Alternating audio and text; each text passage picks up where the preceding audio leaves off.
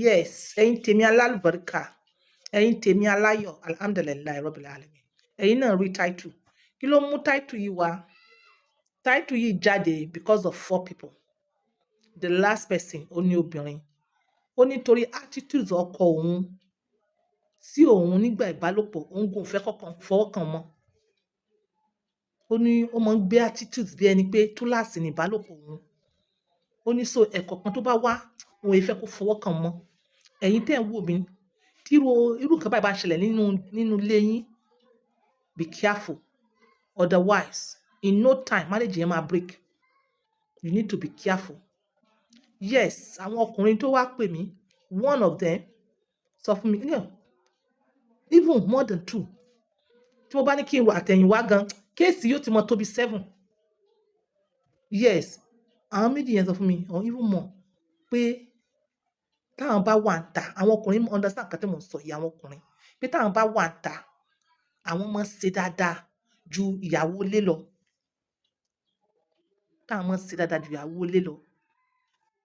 Yes, ìkan nínú wọn tó jẹ́ pé mo wá fi emotion answer níjọ́ wo, ó ní ìyàwó ò sí kankan fún òun, àmọ́ ìbálòpọ̀ òun àti ẹ̀ like bíbára ẹni sùn yìí bó ti sún òun, ó dàbí pé so that òun ò ní furnish ìyàwó òun tó bá yẹ pé òun réyàn tó máa fún.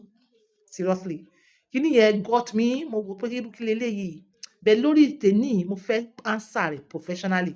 Then there's a video here tí mo fẹ́ fi ṣe àpẹẹrẹ. There's a video here, ìgbà tí mo compile video yìí pọ̀, oníyàn kan send ẹ̀ sí mi. So ibi tí video yìí ti wá, thank you so much. Thank you pé mo fẹ́ lò láti fi back a point mi. Ẹ̀yin ti tèmi, ọ̀rọ̀ yìí bá wá ṣẹlẹ̀, kí ni ọ̀nà àbáyọ? Òun la fẹ́ wá sí lénìí. As doctor ọkọ àti ìyàwó, èmi ò ní fẹ́ kí ìgbéyàwó mọ́ túká. Ẹ jẹ́ ká spice ẹ̀ up, ẹ jọ̀ọ́. Àwọn kan wà lórí app yìí bí pé kó bàjẹ́. Ẹ má jẹ́ ká wá ṣe yẹn.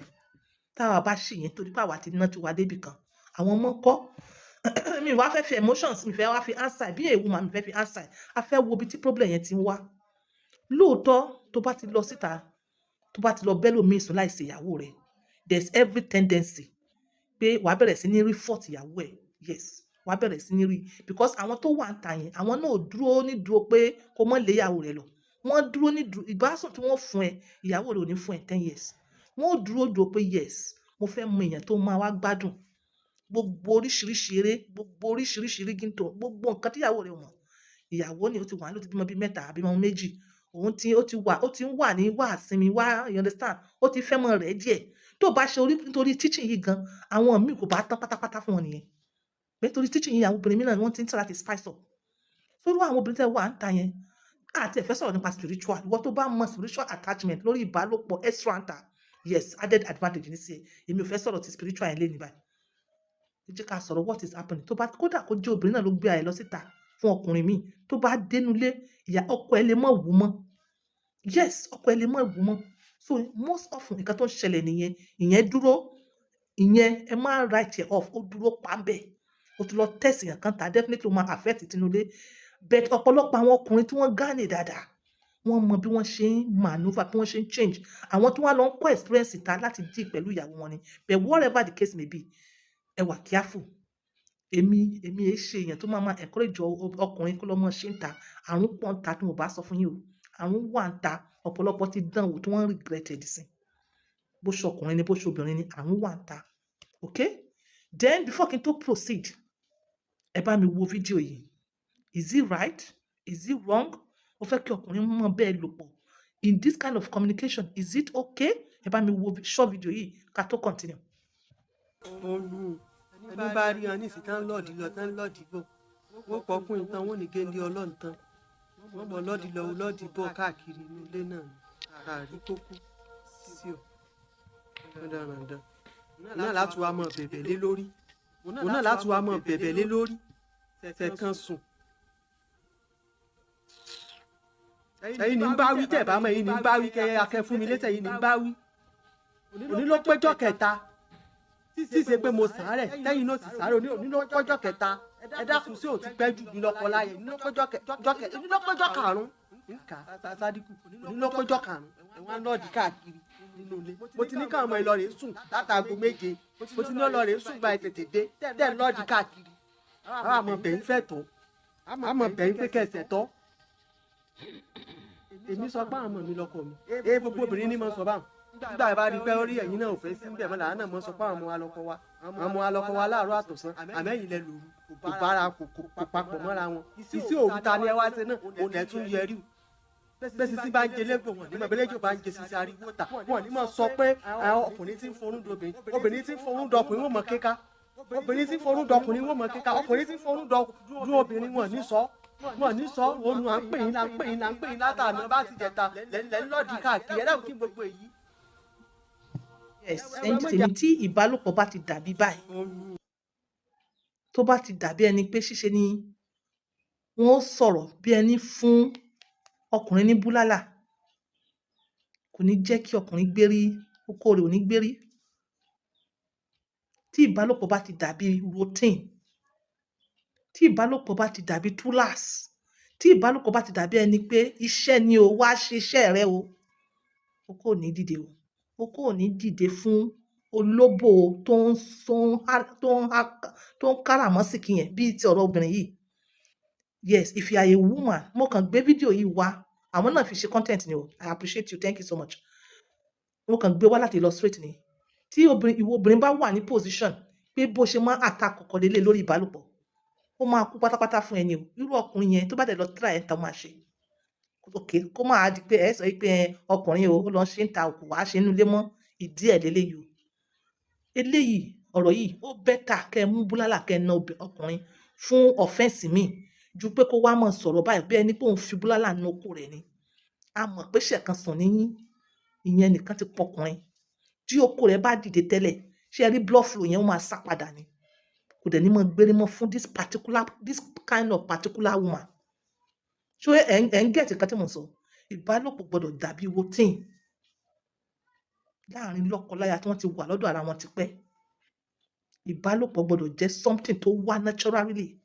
Mo ti sọ fún yín o fẹ́ engage ọkọ ẹ̀ o fẹ́ kí ìwà àti ọkọ ẹ̀ kẹ́ bára yín ṣe, you understand? Kò í ṣerú ọ̀rọ̀ báyìí. Mo ní wà orí bẹ́ẹ̀dì ni tó bá ti wà bó ti wà relax tó feel relax lórí bed engage. Kí ni ọwọ́ rẹ̀ ń ṣe? Kí ni ẹsẹ̀ rẹ̀ ń ṣe? Kí ni ètè rẹ̀ ń ṣe? Àti mo ti ṣe a video on this. Ẹ lọ wò. Ẹ lọ wò. Fún orí ọ̀fẹ́ ẹ̀yin tẹ́ ń wò mí tó yẹ pé ti wò débi báyìí ní TikTok ẹ dẹ̀ fẹ́ continue láti wò ẹ wo full video ní YouTube because ẹ kì í fẹ́ long video lórí TikTok ẹ lọ wo full video lórí YouTube. This particular one ẹ lọ wo full video lórí YouTube. Okay, ó fẹ́ kí ọkọ rẹ̀ ṣe gbogbo àwọn dressing tó máa attract ọkọ ńkọ́. Okay, dressing rẹ̀ ò ní kò wá attract ọkọ. You understand? Maybe because ẹ ti pẹ́ pẹ̀lú ara yín. Ọ̀rọ̀ ńkọ́, ọ̀rọ̀ romantically ńkọ́, ọ̀rọ̀ bí èèyàn ṣe máa ń flirt pẹ̀lú ọkọ èèyàn ńkọ́, ìyẹn ńkọ́ kì í ṣe ọ̀rọ̀ báyìí. Ọ̀rọ̀ báyìí búlálà ló ń fún ọkùnrin yìí o. Búlálà ló ń na ọkùnrin yìí lórí ẹ̀. In no time pátápátá kò rẹ̀ ó kú fún ẹ kò ní bẹ́ẹ̀ lò pọ̀ mọ́ o. Ìgbà yìí lẹ́fi wá sọ pé lẹ́fi wá rí pé ọkọ yẹn lọ fẹ́ lómi ọkọ yẹn lọ bẹ́ lómi sùn ta.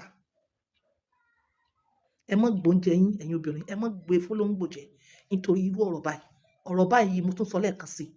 I stress it. Irú ọ̀rọ̀ báyìí máa ń poko ni. You need to learn. Then nígbà míì ẹ̀yin obìnrin furthermore nǹkan tó kàn go through tí ò fi súnmọ́ ẹ mọ́ although content lè only 3 or 5 days or 3 days or 5 days. A rí àwọn ọkùnrin míì wọn ò travel wọ́n wà ní the same place pẹ̀lú ìyàwó wọn oṣù kan oṣù méjì oṣù mẹ́ta oṣù mẹ́rin. Maybe at times it has nothing to do with you. Maybe ọkọ náà suffer erectile dysfunction ìdákọ́lẹ̀. Maybe ọkọ yẹn ní sickness tó ń nurse bóyá ó ní àwọn bodily pain tó ń disturb ẹ̀ tíyẹn bá ti ní pains kò ní send signal sí brain. So yẹn kò ní sí signal tó jẹ́ pé ọkọ wà dípò ń dìde kò ní sí much of blood flow. Ìwọ obìnrin ẹ̀tọ́ rẹ ni pé kó mọ what your husband is going through kó tó di pé ìwọ wàá sọ wípé ó abandon ẹ̀. You need to wise up. Ọ̀pọ̀lọpọ̀ ẹ̀yin obìnrin ẹ mọ ilé tí mo ń sọ pé possibility wà pé ọkọ yín lè mọ suffer ìdákọ́lẹ̀ ẹ̀yin kò mọ̀, tẹ́ bá ti mọ̀ ẹ rí pé ọkàn yín ó balẹ̀. Àìkí wá mọ̀ yẹn ó ti jẹ́ kí ọ̀pọ̀lọpọ̀ obìnrin lọ ṣìwàwù. Ọkọ mi pa mí tì, bóyá ó ń dún ẹlòmíì ta ni. Ẹ̀yin náà ẹ gbéra yín, ẹ lọ gbé ara yín bọ́kùnrin níta. Ẹ mọ̀ pé wàhálà ti dé. In no time gan, ìwọ gan ò ní fẹ́ kọ́kọ́ rẹ bẹ́ẹ̀ sùn mọ́. Wàhálà ti dé nìyẹn. So tó bá wá ti di pé o ti ní sùúrù, o ti ju gbogbo ẹ̀ sí, ojú gbogbo ẹ̀ sí, ojú gbogbo ẹ̀ sí kò ṣe. This is the time for you to engage your husband in communication. Wà á wá pè é pé bàbá lágbájá, ṣé kò sí kankan? Ṣé ẹ wà okay? Ṣára yín wà okay? Ṣé kò sí sickness kankan? Ẹ sọ fún mi. Èmi náà lè ní knowledge one or two tí mo lè share. Tó bá ní pé ìwọ ìyàwó tó fi béèrè, wà á sọ fún pé ìgbà tí as ọkùnrin ẹ ṣáà wá pa mí tì, ṣé kò sí? Àmọ́ pé kó mọ rán létí mistake àná, oko rẹ̀ ó kú. Oko rẹ̀ ó kú.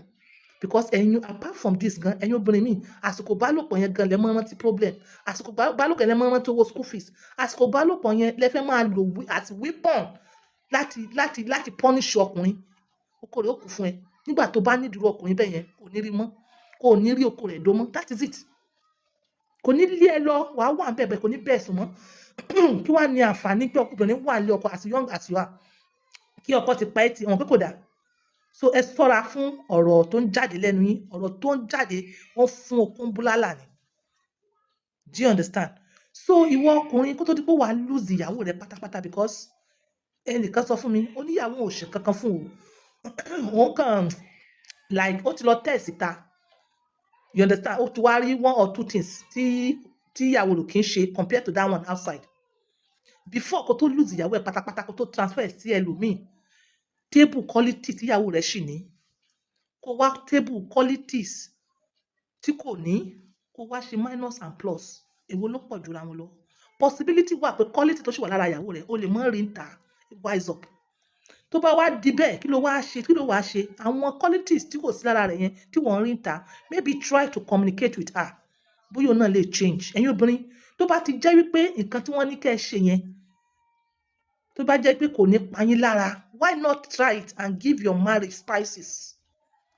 Tẹ́ ẹ bá wá ti communicate pátápátá tí ò sí ọ̀nà àbáyọ, bóyá ẹ look for help of a therapist. Irú àwọn tó máa ń dá sí ọ̀rọ̀ ìgbéyàwó báyìí, tí wọ́n bá yín dá sí. Gbogbo nǹkan tẹ́yin ò rí analyze yẹn, wọ́n analyze ẹ̀ fún yín, wọ́n wá tún add spices fún yín. But these spices má ṣe èyí tó máa ní ẹ lára. Tó bá ti wá di bẹ́ẹ̀, ibi tí wàá ti wá pé àwọn àgbàlagbà lélẹ̀ pé kíní yìí o, ó dàbí pé mi ní lè ṣe. Ìrìnàjò yìí ó lè mọ́ lè tẹ̀síwájú. So you need to wise up, ẹ̀yin obìnrin. You need to understand pé ọkọ rẹ ò súnmọ́ ẹ, maybe it is not your problem. Because ẹ̀yin kò ti mọ imagine nǹkan tí kò sí nínú ìwé. When ìbálòpọ̀ bá ti dàbí pé túláàsì, ó máa ń rọ ni. Communication ni. Ẹ̀yin ọkùnrin, take care of your ìdákọ́lẹ̀. Tó bá ti ń rí báyìí, ẹ take care ìdákọ́lẹ̀ náà ni. Ìdákọ́lẹ̀ tí ẹ fẹ́ kí èèyàn súnmọ́ ìyàwó yẹn, ìdákọ́lẹ̀ ni.